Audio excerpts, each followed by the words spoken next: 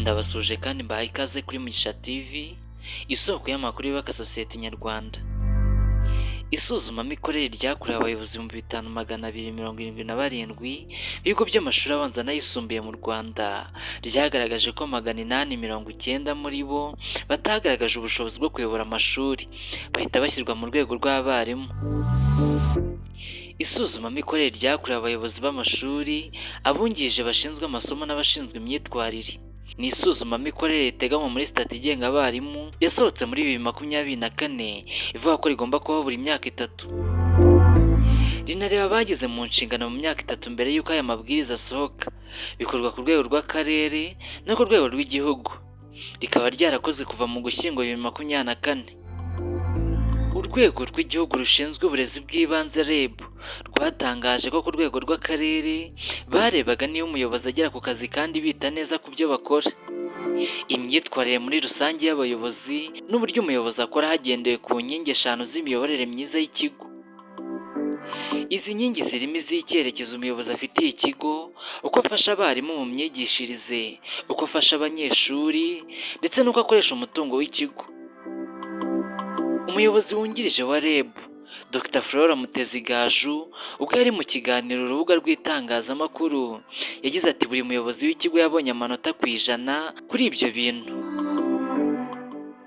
Akarere kakoze isuzuma koherereje amanota REB nayo itanga ibizamini 4 birimo ikijyanye n'imiyoborere myiza, gikorwa cyanditse. Banasuzumye ku byerekeye ubumenyi mu rurimi rw'icyongereza, hanarebwa imitsindire y'ikigo mu myaka 3 ishize.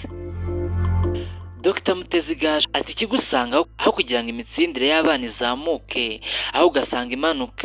Iyo urebye neza usanga za nkingi 5 z'imiyoborere myiza hari nyinshi atitaho. Abarimu benshi usanga ari uko badafashwa, abana ntibafashwe. Amanota yakoreweho ku karere yasubijwe kuri 50%, n'ay'isuzumamikorere ya REB ashyirwa kuri 50%. Bivuze ko umuyobozi wagumye mu nshingano ari uwagize amanota 70% kuzamura. Dr Mutezigaju ati umuntu wagize amanota 69.9% byagaragaye ko adafite ubushobozi buhagije bwo kuyobora ishuri, tumuha inshingano zindi z'ubwarimu, kuko n'ubundi umuyobozi w'ishuri wari umaze imyaka 6 wigisha, ni umwarimu yize kwigisha n'ubundi aragenda yigisha. Abayobozi b'amashuri bakorewe isuzumamikorere barimo bungirije bashinzwe imyitwarire 773, abayobozi b'amashuri bungirije bashinzwe amasomo 1425, abayobozi b'amashuri abanza 1415, n'abayobozi b'amashuri yisumbuye 1664. Muri 890 basanga mu bushobozi buke bwo kuyobora amashuri, harimo 349 bayoboraga amashuri abanza bangana na 39.2%.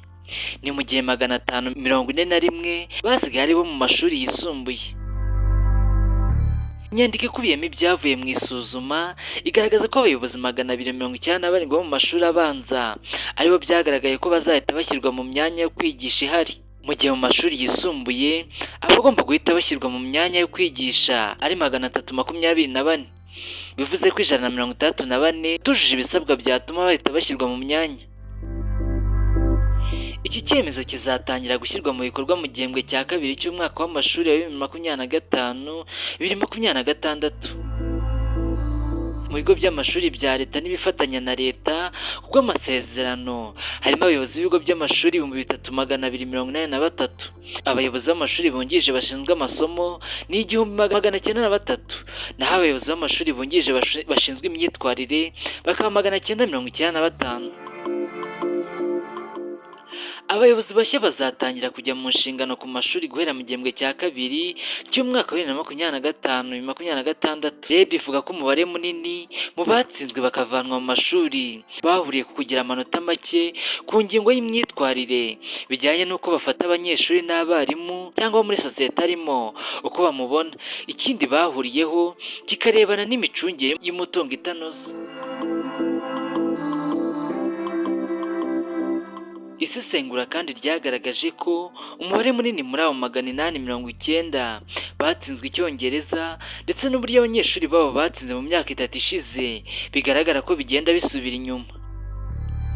Biteganyijwe ko abayobozi b'amashuri batahise babona imyanya yo kwigishamo mu bigo by'amashuri bashyirwa ku rutonde rw'abategereje akazi mu gihe cy'amezi 6 kandi agakomeza guhembwa 2/3 by'umushahara we. Nyuma y'amezi 6 hatabonetse umwanya w'akazi, umushahara urahagarikwa, haguma ku rutonde rw'abategereje amezi 12 adahembwa.